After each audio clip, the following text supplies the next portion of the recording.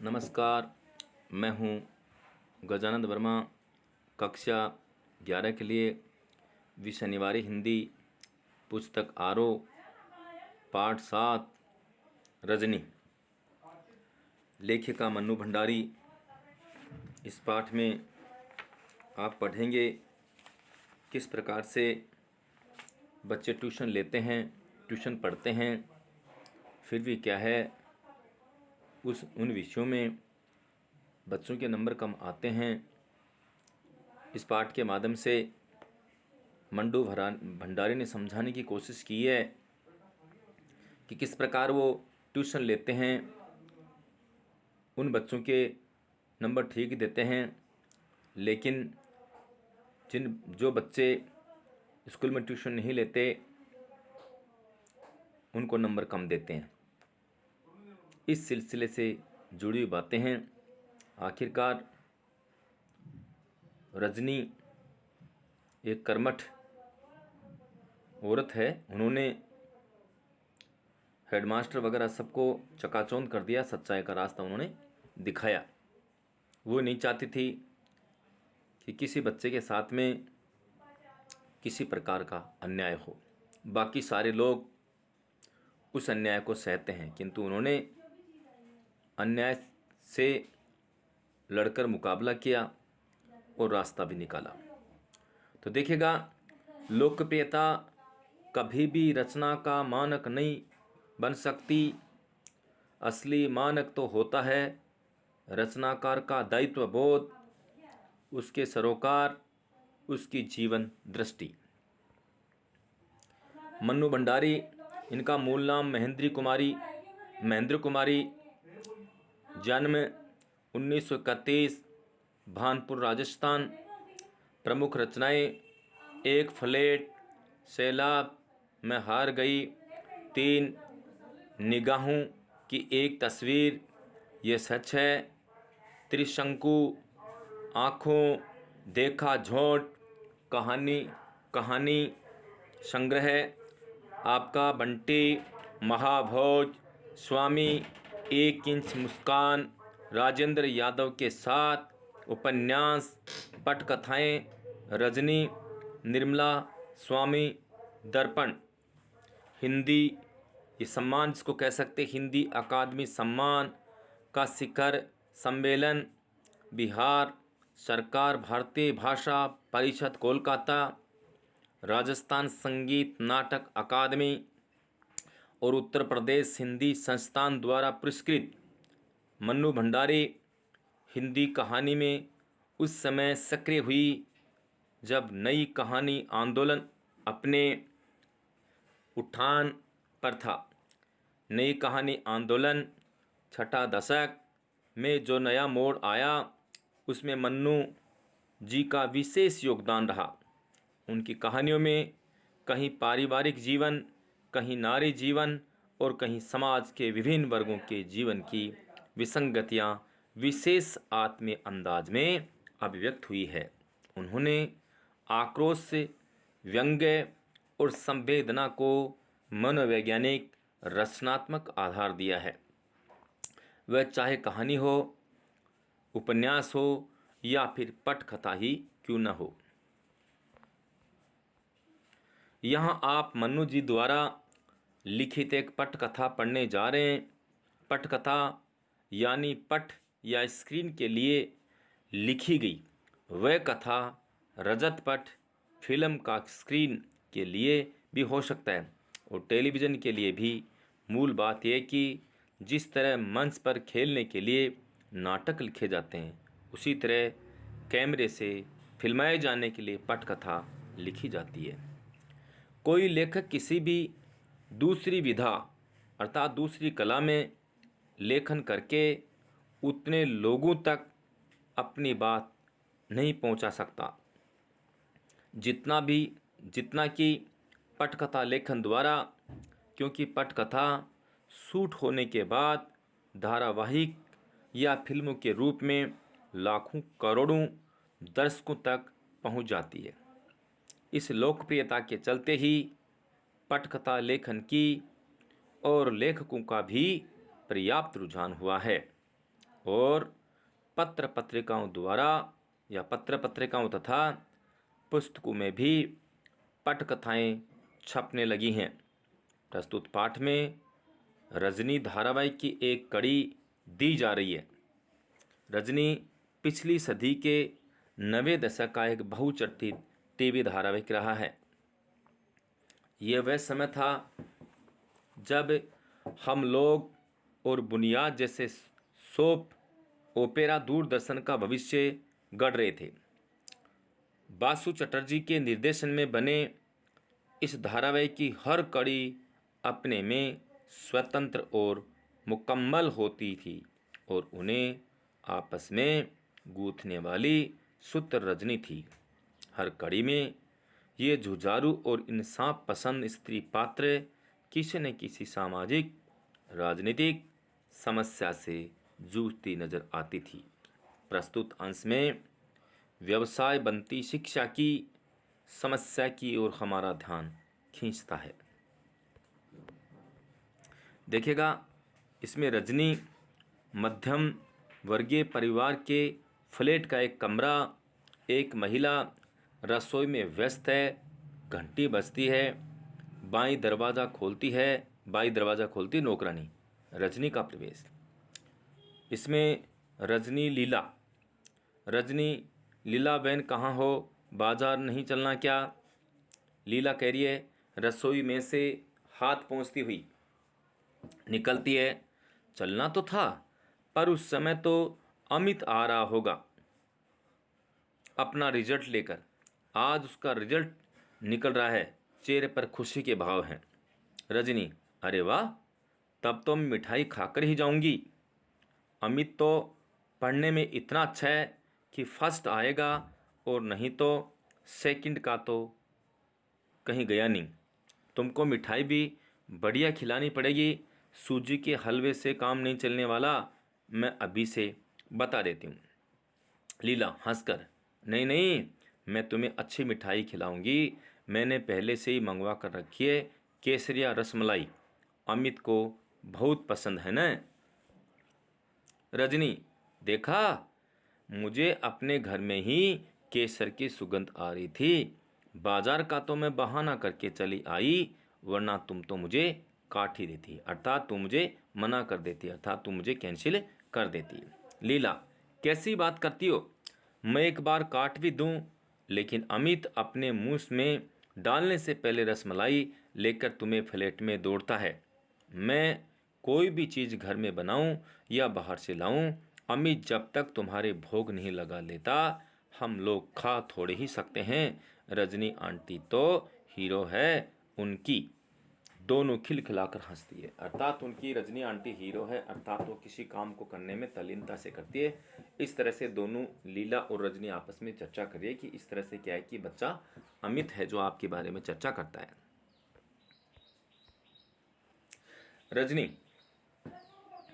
बहुत मेधावी बच्चा है। अमित तुम देखना तो आगे चलकर क्या बनता है। सब सब तुम्हारे ही आशीर्वाद हैं। फिर घंटी बजती है। लीला एक तरह से दौड़ते हुए दरवाज़ा खोलती है। अमित का प्रवेश। रोज की तरह भारी बस्ते की जगह एक हल्का सा थैला है। रजनी अमित को बाहों में भरने के लिए दोनों बाहें फैलाते हुए आगे बढ़ती है। कॉन्ग्रेचुलेशन अमित, बधाई देने के लिए रजनी आंटी आई। आंटी पहले से ही मौजूद है। अमित का चेहरा उतरा हुआ है, पर दोनों में से अभी तक उस पर किसी का ध्यान नहीं गया। अमित आंसू भरी आंखों से थैले में से रिपोर्ट निकालकर माँ की ओर फेंकते हुए अमित ने कहा, लो देखो क्या हुआ मेरे रिजल्ट का। मैंने कितना कहा था कि मैथ्स में भी मेरी ट्यूशन लगवा दीजिए, वरना मेरा रिजल्ट बिगड़ जाएगा। बस वही हुआ। मैथ्स में ही तो पूरे नंबर आ सकते हैं, रिजल्ट बिगड़ सकता है। रिपोर्ट रजनी देखने लगती है, लीला उसे अपनी बाहों में भरकर। लीला, पर तू तो सारे सवाल ठीक करके आया था। यहाँ आकर पापा के सामने तूने फिर से किया था अपना सारा पेपर। सब तो ठीक है। तेरे पापा ने नहीं कहा था कि 4-5 नंबर भले ही काट ले सफाई वफाई के, पर 95 तो तेरे पक्के हैं। रजनी ने कहा, रिपोर्ट देखते हुए पर मिले तो कुल बेहतर ही है। फिर दूसरे विषयों के नंबर भी पढ़ने लगती है।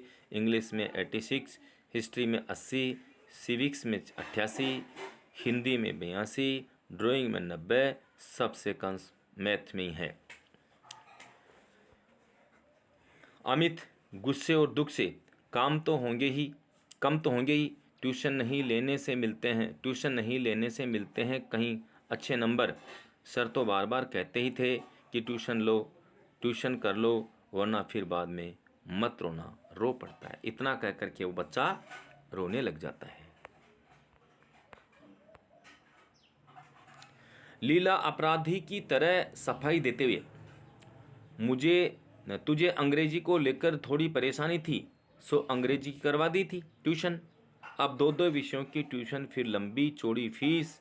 बेटे, अपनी आर्थिक मजबूरी की बात वह शब्दों से नहीं, चेहरे से व्यक्त करती है। पर यह तो अंधेरे ही हुआ कि सारा पेपर ठीक हो, फिर भी नंबर काट लो। ये सारी बातें वहाँ रजनी सुन रही थी।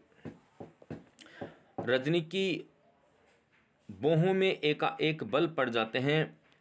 वह रोते हुए अमित को खींचकर अपने पास हटा लेती है। रो मत, उसके आंसू पोंछते हुए। अमित रोएगा नहीं, समझे? मैं जो पूछती हूँ उसका जवाब देना, बस कुछ देर रुक कर। तुझे अच्छी तरह याद है न कि तूने पूरा पेपर ठीक किया था। अमित स्वीकृति में सिर हिलाता है। पापा के पास दोबारा पेपर करने से पहले दोस्तों से या किताबों से उन सवालों के जवाब तो नहीं देख लिए थे? अमित ने कहा, नहीं, जो कि तू आकर कर दिए थे। हमको आते थे वो सारे सवाल। रजनी, मैथ्स के सर कौन हैं? मिस्टर पाठक। रजनी, कितने लड़के ट्यूशन लेते हैं उनसे? अमित, 22। साल के शुरू में तो 8 लेते थे, फिर पहले टर्मिनल के बाद से 15 हो गए थे। हाफ ईयरली के बाद 7 लड़कों ने और लेना शुरू कर दिया। मुझसे भी तभी से कह रहे थे। हाफ ईयरली में तो इसके 96 नंबर आए थे। इसी ने बताया था कि क्लास में सबसे ज़्यादा हैं। रजनी, उसके बाद भी कहते थे कि ट्यूशन लो। अमित, हाँ, कापी लौटाते हुए कहा था कि तुमने किया तो अच्छा है, पर ये तो हाफ ईयरली के हैं, बहुत आसान पेपर होता है इसका तो। अब अगर ईयरली में पूरे नंबर लेने हैं तो तुरंत ट्यूशन लेना शुरू कर दो, वरना रह जाओगे। 7 लड़कों ने तो शुरू भी कर दिया था, पर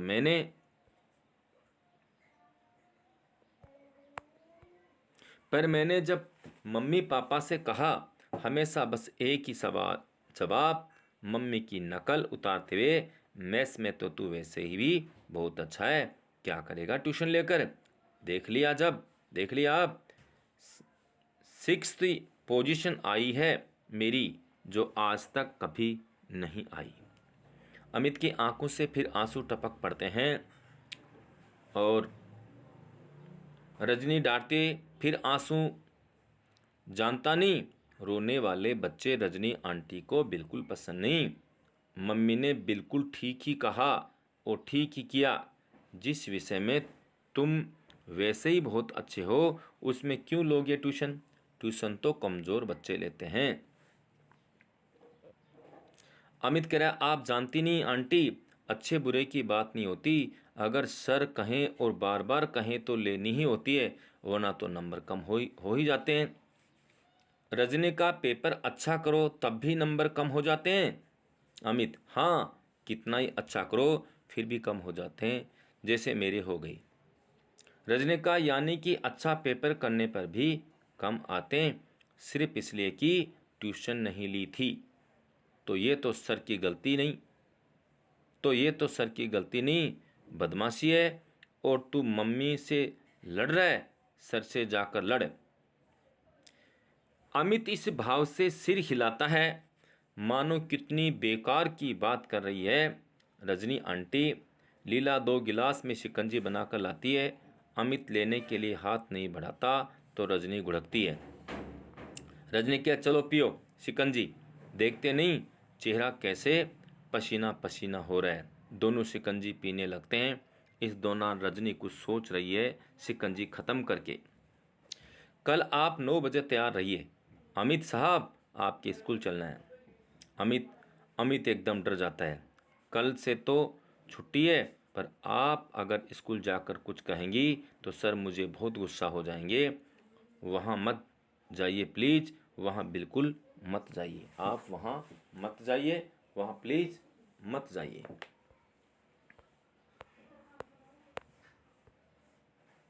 लीला, हाँ रजनी, तुम कल कहोगी कहोगी तो अगले साल कहीं और ज़्यादा परेशान न करे इसे। अब जब रहना इसी स्कूल में है तो इन लोगों से झगड़ा। लीला इस बात को जान करके डर जाती है, जब स्कूल में इसी में रहना है तो इन लोगों से झगड़ने की ज़रूरत काम नहीं चलेगी। इनसे क्या है कि झगड़ करके भी हम सही नहीं रह सकते, इसीलिए अगर चल रहा है वैसे ही चलने दो, क्योंकि जैसा है वैसा है, क्योंकि इस स्कूल के अलावा दूसरी जगह डाल भी नहीं सकते, क्योंकि हम मजबूर है। इस तरह से क्या है कि अमित की जो माता लीला है वो रजनी से कहती है। तो देखिए, उन्होंने कहा अब रजनी कोई ठीक है, अब बैठ कर रो मत तुम माँ बेटे। आखिर क्या हुआ, तो पता लगे कि आखिर किस बात के नंबर काटे। इससे पहले देखिए, हाँ रजनी कुछ करोगी कहोगी अगले साल रहना पड़ेगा। अब जब रहना इसी स्कूल में है तो इन लोगों से झगड़ा। रजनी बात को बीच में ही काट कर गुस्से से, यानी कि वे लोग जो भी जुल्म ज्यादती करें, जो मतलब बुरा करें, हम लोग चुपचाप बर्दाश्त करते जाएं।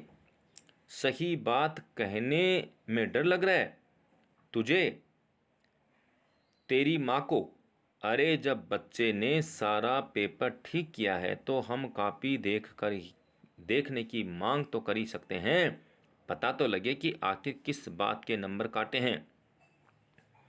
अमित ने कहा झंझला कर, बता तो दिया आंटी आप। रजनी गुस्से से, ठीक है तो अब बैठ कर रो तुम माँ बेटे दोनों। दनदनाती निकल जाती है। दोनों के चेहरे पर एक ऐसा ऐसा भाव। लीला, अब यह रजनी कोई और मुसीबत न खड़ी करे। दृश्य समाप्त। नया दृश्य, स्कूल के हेडमास्टर का देखेगा इस तरह से। नया दृश्य तो बाद में देखते हैं। देखेगा इस तरह से क्या है कि वो विचार करते किस प्रकार से बच्चे के नंबर काटे गए। लेकिन अमित और उसकी माता लीला, अमित तो ज़्यादा भयभीत होता है कि अगर मैं ये आंटी को बता चुका हूँ और आंटी जा कर के वहाँ कोई बखेड़ा खड़े करेगी तो मुझे डांटेंगे पीटेंगे, और इस बात को जान करके अमित को बहुत ज़्यादा डर लगता है। साथ में लीला भी ये महसूस करने लग जाती है कि इसके जाने से कोई नया बखेड़ा खड़ा न हो जाए, कोई नई समस्या पैदा न हो जाए, क्योंकि रजनी हाजिर जवाबी है। ये किसी गलत बात को स्वीकार नहीं कर सकती। ये जा कर के वहाँ झगड़ेगी लड़ेगी। इससे क्या है कि बच्चे के दिल और दिमाग पे कुप्रभाव न पड़े। अध्यापक इस बच्चे को डांटे नहीं। वो जो उन्होंने किया उस जुल्म को, उस बुराई को स्वीकार करने के लिए वे तैयार हो जाते। तभी तो जब सारी बातें सुनने के पश्चात कहा रे भाई चलो चलते हैं, तो मना कर देते हैं। तो अंत में जाकर रजनी ने कह दिया तुम माँ बेटे बैठ करके अब तुम यहीं रोओ, अर्थात मैं तो चलती हूँ। अर्थात जुल्म सहने की एक आपकी आदत बन चुकी है। और जब आपकी आदत जुल्म सहने की हो गई है तो आप अपनी जुल्म को भोगो, मैं चलती हूँ। दनाती हुई निकल जाती है। उसी समय जब वो जाती है तो लीला को ये महसूस होता है कि रजनी निश्चित रूप से कोई नया बखेड़ा करेगी, अर्थात ये जा करके वहाँ कॉपी भी देखेगी और उससे लड़ाई भी कर सकती। उसको पता है ये स्पष्टवादी है और जो भी कोई गलत होता है उससे लड़ने के लिए ये तैयार हो जाती है। और लीला नहीं चाहती थी कि इस तरह की कोई अव्यवस्था हो, इस कारण से वह दुखी हो जाती है, चिंतित हो जाती है, किसी तरह से इस प्रकार की व्यवस्था न बिगड़ जाए। किंतु अगले दिन के लिए तैयार होने के लिए उसने कह तो दिया था। वो दनाती हुई जो रजनी है अपने घर की ओर चली जाती है। जाने के पश्चात माँ और बेटे पीछे से विचार करते हैं। इसके बाद में बाकी हम कल करेंगे। Thank you. ओके।